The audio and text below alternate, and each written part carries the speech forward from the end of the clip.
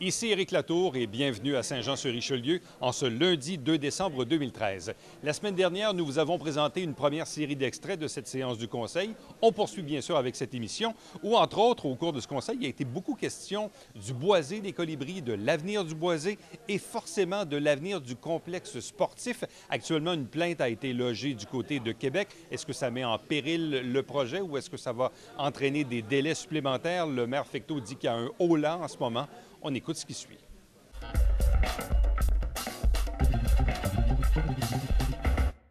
Bonsoir à tous. Bonsoir. Maxime Tremblay, de la rue Godette. Je voudrais, disons, éclaircir un petit peu, faire la lumière sur qu'est-ce qu'un parc nature. J'ai fait un peu de recherche sur des villes comparables, dont Longueuil. Ils ont comme, eux autres, ils ont un parc nature de 185 hectares. C'est le parc Michel Chartrand. 185 hectares, ça équivaut à 342 terrains de football. Donc, c'est quand même assez vaste comme terrain. À Granby, il y a le parc du lac Boivin. Il y a 480 hectares ou 1000 terrains de football. Donc, c'est des dimensions assez imposantes. Ça peut être de 200 à 500 hectares. Puis la mission, c'est surtout de faire en sorte que les citoyens puissent être en fusion avec la nature, pratiquer des activités, écouter les oiseaux, tout ça. Donc, ça prend des sous-bois, ça prend des espaces naturels. Les parcs nature, ils se régénèrent par eux-mêmes. C'est-à-dire que la nature, on peut planter des arbres pour aider au début, mais dès que c'est parti, si on ne fait pas d'intervention, on fait des sentiers, tout ça, on entretient les sentiers, mais la nature, dans le temps, se charge de régénérer l'endroit. Un parc urbain, la différence, c'est que c'est gazonné, puis on plante des arbres, c'est à renouveler périodiquement dans le temps. Donc, c'est des investissements aussi à faire, et souvent, c'est de plus faible dimension. Donc, c'est pour vous amener au bois des Colibris. Le bois des Colibris, il y a 35 hectares. Donc, c'est une soixantaine de terrains de football. Disons que c'est un petit parc nature, si on veut le désigner ainsi, mais c'est déjà tout un acquis pour la ville qui n'en a pas.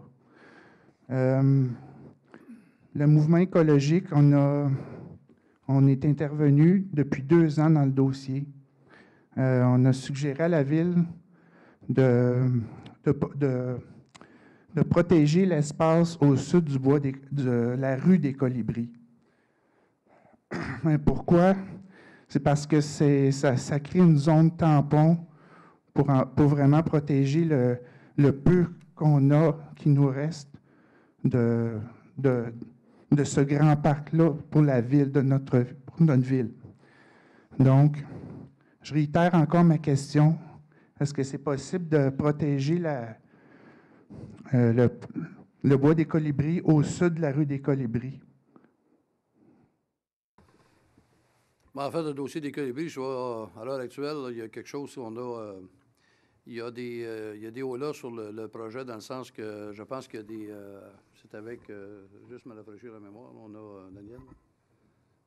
C'est avec le ministère... il y a, pour le bois des Colibris. Le Mamro. C'est le projet Imagim. Ah, ça, c'est le projet Imagim, OK. Bon. Alors, pour ce qui est du bois des Colibris, il y a des projets d'en protéger une très, très grande partie. On sait qu'il y a le dossier Imagim sur lequel, dans le moment, là, il y a comme pour sa localisation, là, on est avec le ministère des Affaires municipales, là, quelque chose qui est en attente. Donc, tant qu'on n'a pas eu la réponse de ça, on n'a pas statué encore. On attend la réponse incessamment. À partir de là, on va aller de l'avant avec selon les conventions qu'on va avoir. Maintenant, quand vous me parlez de 35 hectares de cette superficie-là, effectivement, vous avez raison. c'est quand même aussi dans ce parc-là, pour les plus anciens, c'était un ancien camping, là, jusqu'à un certain point. Après ça, il y avait une carrière pas trop loin. Il y a plein de choses intéressantes qu'on peut faire là, puis je vais vous dire la même chose que notre première séance. On va y porter une attention très, très particulière. Dans le moment, le Conseil, on est en attente là, du ministère des Affaires municipales en ce qui concerne le dossier Imagim. C'est ça qui tient tout ça là, juste en suspens. Dans le moment, je ne peux pas me prononcer tant aussi longtemps que je n'ai pas eu la réponse du ministère des Affaires municipales. En ce qui concerne la protection de ce boisé-là, je pense qu'il y a déjà eu des acquis dans ce sens-là. Est-ce que je suis capable de vous dire le nombre d'hectares ce soir? Je ne suis pas capable de vous dire le nombre. Vous m'avancez 35 hectares, je n'ai aucun doute de ce que vous dites, que vos chiffres sont bons, mais en ce qui concerne, après le dossier d'Imagim, comment on va le replacer, là, il faut que j'attende le Mamro pour être capable de vous répondre de façon affirmative. Oui, mais est-ce que le Mamro, c'est lui qui prend la décision de l'emplacement du complexe sportif? Effectivement, que le Conseil antérieur a pris une décision sur l'emplacement d'Imagim. Il y a des gens qui, bon, on ne se comptera pas de peur, on a une idée d'où ça vient. Là. Alors, le Mamro est en train de statuer. Fait que nous autres, le mec, on ait la réponse du Mamro. Après ça, le Conseil va reprendre une position. OK? Alors, c'est dans ce sens-là que je vous dis ça. Je vous remercie. Bienvenue.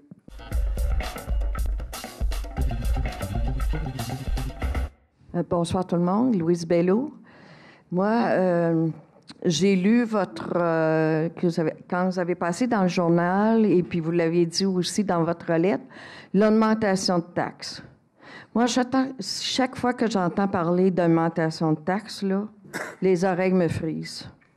Parce que j'ai des bons locataires, mais que eux, ils ont quand même une capacité de payer des loyers, d'augmentation de loyer. Et c'est certain que si je compte depuis certaines années, si je compte les augmentations de taxes, je suis certaine qu'ils n'ont pas eu une augmentation de salaire comme moi, j'ai eu des augmentations de taxes et que j'ai dû leur refiler. Alors, c'est pour ça que j'aimerais, au moins, si vous pouviez, cette année, nous laisser une année de tranquillité sur les taxes. Je ne sais pas où vous pouvez aller chercher le montant que vous avez besoin, mais je pense que il y a des propriétaires qui ont des maisons seules, qui ont de la difficulté déjà là à joindre les deux bouts pour payer les taxes. Il y en a qui sont seuls, puis ils ont des 3 000 ou des 4 000, et surtout des personnes âgées. OK? L'autre chose, c'est que j'aimerais que la séance du Conseil soit diffusée en entier à la télévision. Pourquoi? Parce qu'il y en a qui ne peuvent pas venir ici. C'est certains qui nous écoutent, ceux qui vont poser des questions ou faire des clarifications, mais il serait intéressant de savoir, disons, certains règlements, quand les personnes parlent de règlements et ainsi de suite. Et ça serait beaucoup plus intéressant pour eux que juste regarder les personnes qui vont poser des questions, qui vont vous poser des questions. Et il y a des personnes âgées qui ne peuvent pas se déplacer pour venir ici, OK? Mais qui seraient intéressées. Vous avez vu que la première séance était plein. Là, c'est moins plein. Et je vous garantis qu'au mois de mars, ça va être encore bien moins plein.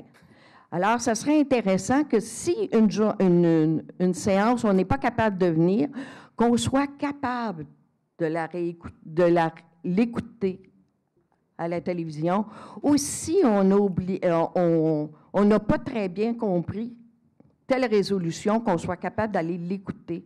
Alors, ça serait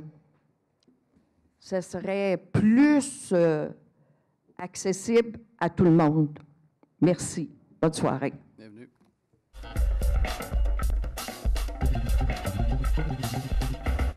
Bonsoir, Sébastien Plante, 1199, route 133, dans le secteur Saint-Athanas.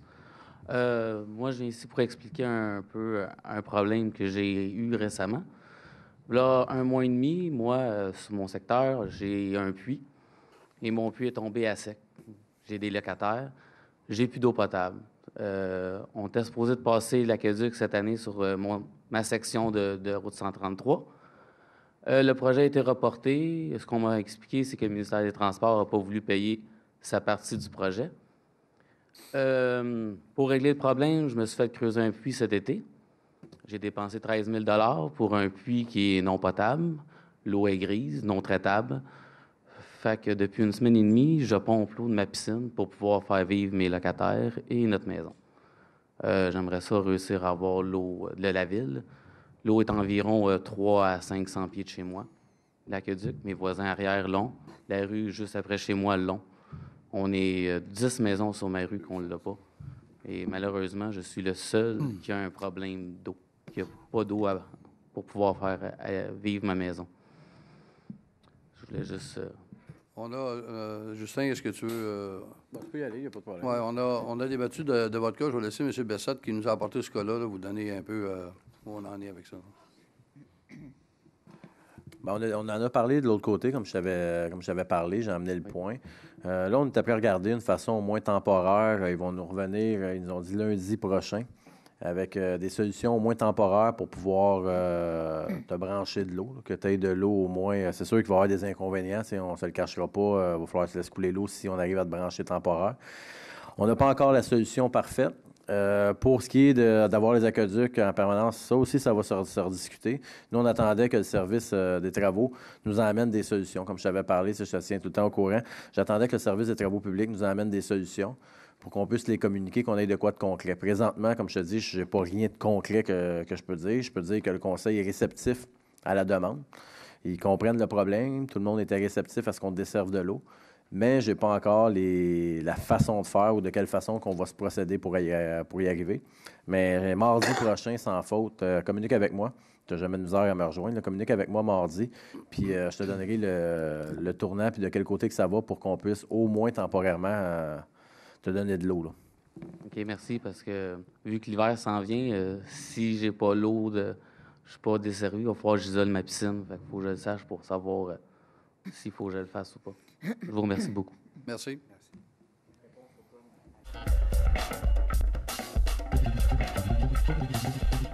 Donc, 5.3, règlement hors cours, expropriation du locataire 90-56, 99-55 Québec Inc., le 215 Richelieu. Alors, c'est un règlement hors cours, expropriation du locataire Pub King Edward du 215 Richelieu. Donc, considérant que le 21 décembre 2012, la Ville de Saint-Jean-sur-Richelieu a publié un avis d'expropriation contre le lot 4 270 411 du cadastre du Québec. On ne lit pas la... Ah, excusez-moi. Si vous me permettez, M. le maire, je suis en train de faire votre travail. je vais venir à votre secours. Allez-y, M. Berthelot. Je vais en faire la lecture. Habituellement, le propos... Habituellement, c'est ça, vous êtes trop vaillant, vous y allez trop. Là. Habituellement, le proposeur lit la résolution telle qu'elle apparaît, il appuie à l'appui. Alors, si vous me permettez, je vais la proposer. Alors, je propose d'autoriser le greffier ou la greffière adjointe et l'avocat conseil à la direction générale à signer pour et au nom de la Ville de Saint-Jean-sur-Richelieu une entente et un reçu quittance avec la compagnie 9056-9955 Québec Inc., le Pub King Edward, ainsi que tous les documents nécessaires afin de régler complètement l'indemnité provisionnelle et finale au dossier d'expropriation du locataire de l'immeuble situé au 215 rue Richelieu, le dossier SAIM 207-834-1301, tout dommage ou frais quelconques découlant de cet avis d'expropriation, et ce, pour la somme de 260 000 $, plus les frais d'évaluateur et des spécialistes de la compagnie 9056-9955 Québec Inc., Pub King Edward, et les honoraires judiciaires, d'autoriser le trésorier à acquitter les sommes conformément à la présente décision, à même le fonds du règlement d'emprunt numéro 1209, poste comptable 22-612-09-400.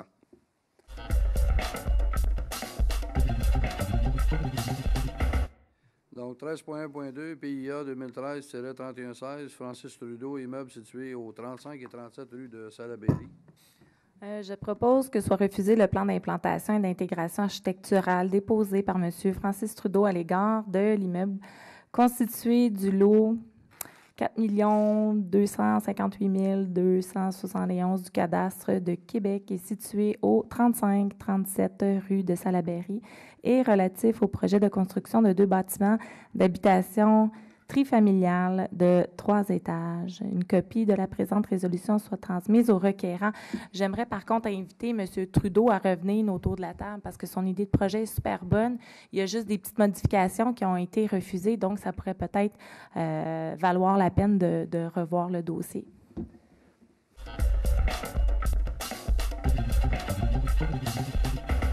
Bonsoir, M. le maire, membre du conseil. Excusez, un petit chat dans la gorge. Guy Grenier, 397 de Froment. Vous allez bien? Ça va très bien. Excellent. Écoutez, vu que c'est le moment où vous travaillez très fort sur le budget, je voulais vous soumettre une préoccupation et voir avec vous ce que vous envisagez là-dessus. C'est la question de la sécurité de nos écoliers autour des écoles.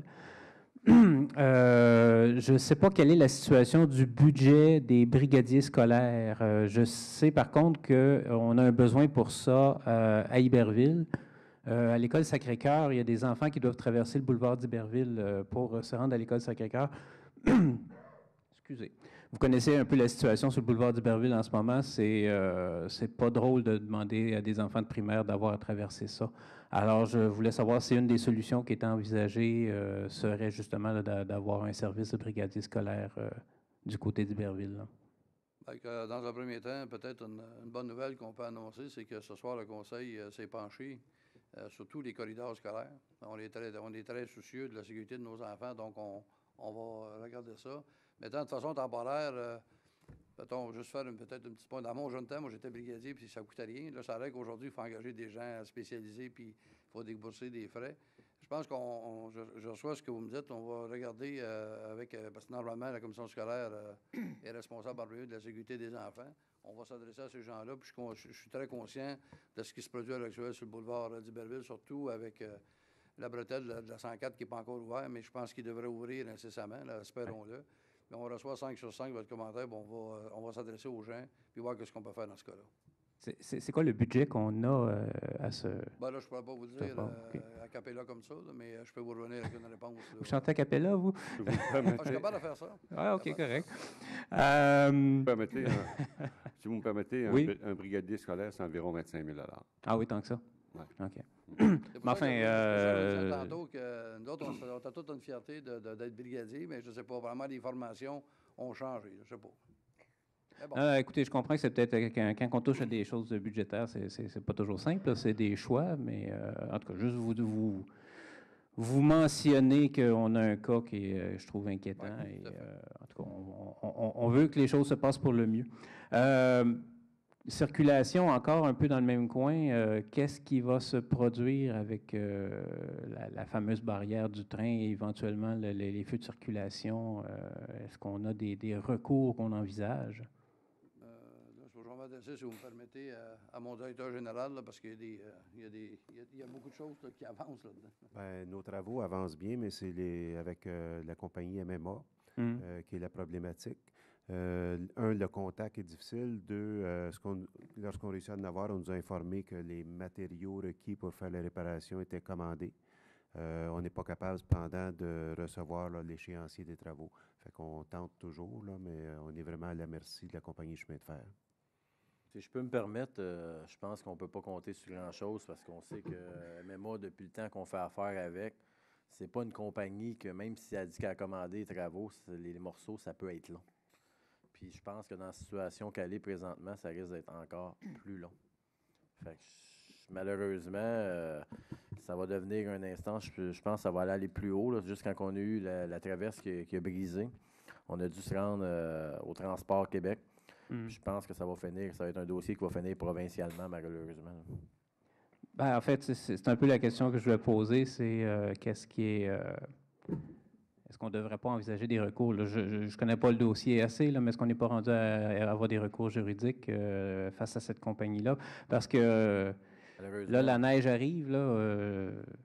pas sûr que ça va être le fun cet hiver. Vous connaissez comme moi, M. Grenier, l'état de MMA.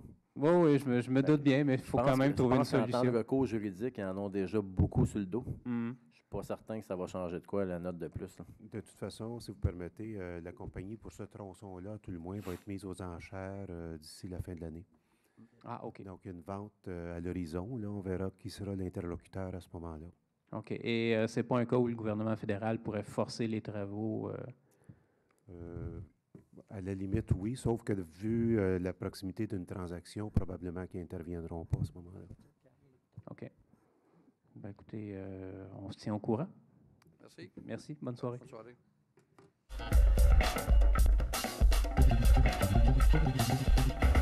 J'ai quelques petits points. Premièrement, j'aimerais parler rapidement du cas de M. Plante pour vous dire que je suis le dossier de près. Je trouve qu'écoute, en 2013, c'est pas normal qu'on n'ait pas d'eau, surtout proche des infrastructures comme ça. Ça fait partie des services essentiels. Avant de se payer des manèges, puis avant de se payer un paquet de jeux, je pense que c'est important que nos citoyens soient desservis par l'eau parce qu'on s'entend que c'est assez essentiel. Fait que, M. Plante, vous pouvez compter sur moi. S'il y a quoi que ce soit, n'hésitez pas. Vous savez, je suis rejoignable en tout temps. Ou pratiquement, là, mais en tout temps.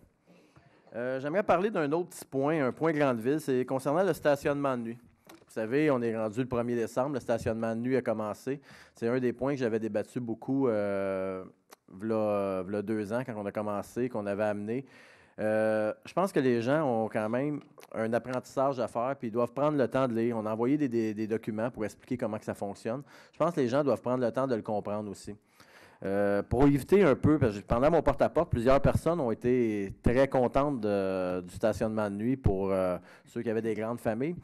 Mais il y a des gens qui avaient beaucoup de difficultés à comprendre comment ça fonctionne. Ils disaient, bon, ben écoute, j'ai pas su qu'il n'y a pas tombé de neige, mais il y en annonçait, puis là, ils ont déneigé, je ne l'ai pas vu. Il y a des façons assez simples de communiquer. Il y a la ligne téléphonique qu'on peut appeler. Il y a via le site Internet. Il y a Facebook, il y a Twitter. Puis, le dernier recours, si vous ne comprenez vraiment pas comment ça fonctionne, bien, stationnez-vous pas dans la rue pour éviter l'étiquette.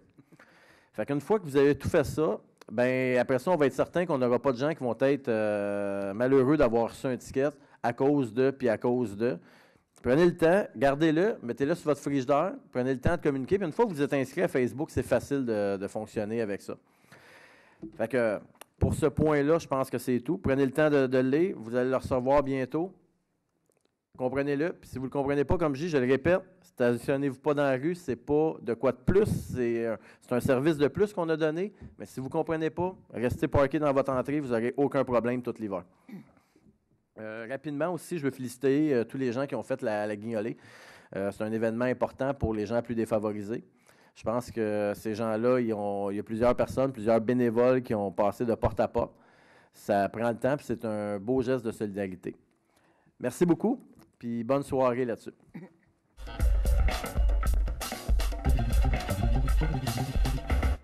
Simplement, je n'ai pas grand point. Je vais formuler évidemment que je vais déposer ma déclaration d'intérêt pécuniaire à M. le greffier.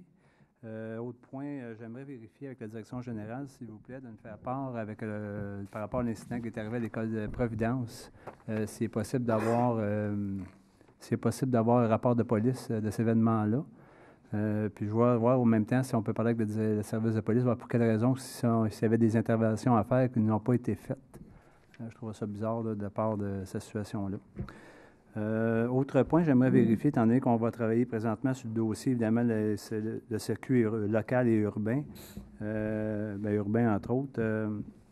J'ai évidemment certains mécontentements avec certains citoyens qui demeurent sur la rue France, étant donné que le transport de la locale, la 35, circule à cet endroit-là, qui est quand même peu achalandé, comme me fait part là, des utilisateurs du transport en commun. C'est pour moi de voir plutôt de refaire la circulation, la logistique du moins, de cet endroit-là. C'est peut-être d'éviter l'autobus à cet endroit-là, peut-être passer simplement par le boulevard Saint-Luc, sans revenir par la rue France. Je sais que M. Côté va vraiment traiter le dossier prochainement. Là, fait que ça serait une attente, évidemment, de mes citoyens. Il faut bien comprendre aussi que la rue France, elle est très endommagée actuellement. Ça fait 30 ans qu'elle n'a pas été asphaltée. Fait que sur une petite rue locale où il y a pratiquement 200 résidences, de voir l'autobus mastodonte passer sur cette petite rue-là, évidemment, ça déplaît évidemment les citoyens, puis je les comprends. Alors, c'est le seul point que j'ai. Merci beaucoup.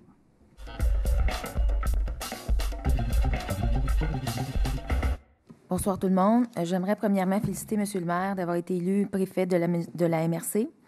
D'ailleurs, j'ai assisté à la porte ouverte et à l'élection de M. Fecteau. Cela m'a permis vraiment de me familiariser avec la MRC. Je félicite aussi Mme Marcoux qui a été reconduite dans ses fonctions. J'ai assisté aux 2 jours de formation de l'UMQ. Ça a été très, très enrichissant parce que là, on sait vraiment à quoi s'enligner. On a eu vraiment beaucoup d'informations concernant l'éthique. Je pense qu'on va agir en conséquence. Puis je pense pas, M. Laplante, que vous allez avoir des problèmes avec moi ou avec, je pense, mes autres confrères et consoeurs. Et j'aimerais aussi remercier la Ville d'avoir proclamé la journée contre l'intimidation. J'avais eu une demande il y a 2 semaines de la FEAS La Cathédrale que j'avais soumise au comité et je félicite tous les membres de toutes les AFEAS de faire ce genre d'événements et de demandes et je les encourage à continuer. Merci. Bonne soirée.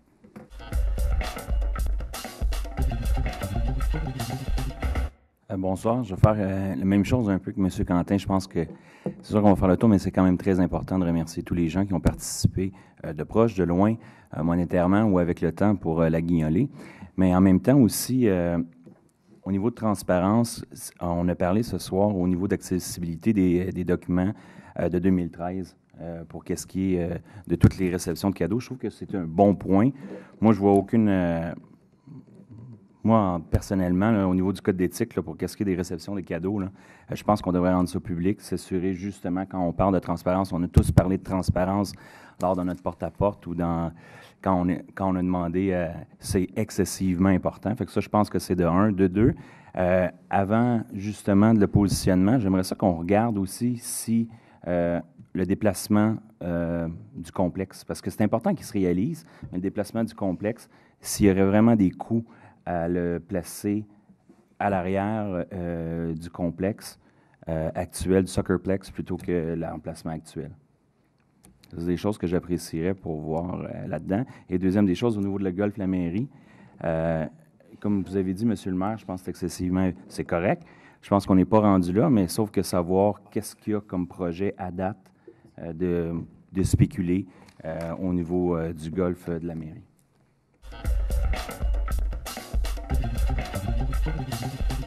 Un gros merci d'avoir assisté à cette émission. On se donne rendez-vous la semaine prochaine alors que nous allons faire la captation de l'Assemblée du lundi 16 décembre où on devrait procéder à l'adoption du budget de l'an 1 de l'administration FECTO. S'en suivra bien sûr 2 jours plus tard la diffusion de ces émissions. Sur ce, ici Éric Latour à Saint-Jean-sur-Richelieu. On vous souhaite une bonne journée et une bonne soirée.